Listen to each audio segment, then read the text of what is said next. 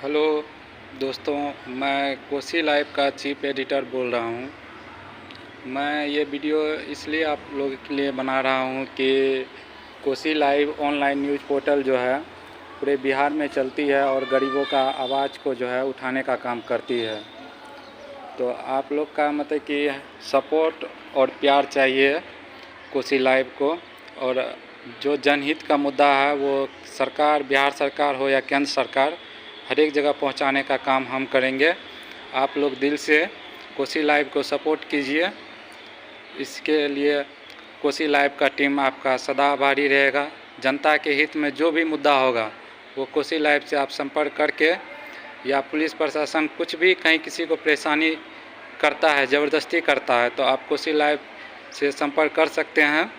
मेरा नाम अमर कुमार हुआ, मैं ही इस चैनल का फाउंडर हूँ। यूट्यूब कोसी लाइव के नाम से बना हुआ है और www.kosiliv.com वेबसाइट भी है, news website, online news portal है।